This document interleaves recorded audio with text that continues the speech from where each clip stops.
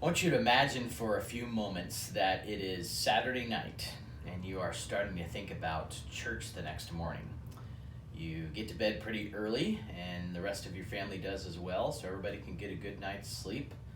You wake up feeling fully rested Sunday morning. Everybody has slept well. Everybody gets a good breakfast before they go. Maybe you've had some extra time to prepare your heart for worship. Maybe you've spent some time reading the scriptures or spending some time in prayer, and you have a good conversation on the way to church with your family about what the day is going to look like, and you are ready to worship God. And you walk into the church building, and the first thing you notice is chaos.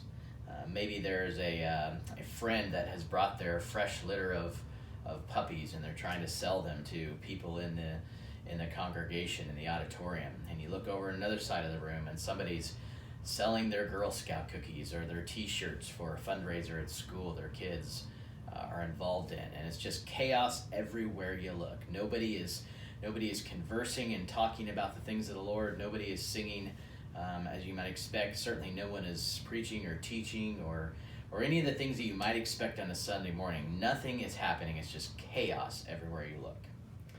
How would that make you feel? You probably feel pretty frustrated, I would think. And as you think about that kind of a little illustration, think about now Jesus Christ. Passion Week, it's Monday.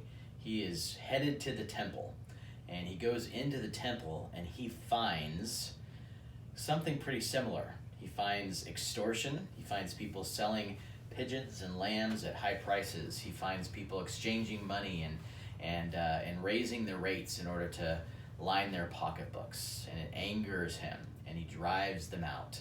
Because that's not what the temple is for. The temple is supposed to be a place of worship. It's the house of God. There should be singing. There should be encouraging. There should be building up. It should be a place you expect to go to and be helped by, not a place where abuse and, as I said, extortion, financial abuse is taking place. Well, this Sunday we're going to look at Matthew chapter 21, verses 12 to 17 at Wichita Bible Church, and we're going to look at that very event. And we're going to talk about what we should expect when we come to God's house. I mean, the body of Christ is obviously not a building, but we meet in a place, and there are some expectations we should have when we come. Not legalistic expectations, but just the tone of our meeting. What should it be like? It should be one of building up, not of tearing down. So will you join us this Sunday at 9:30 a.m. and we'll study this passage together and we'll worship together.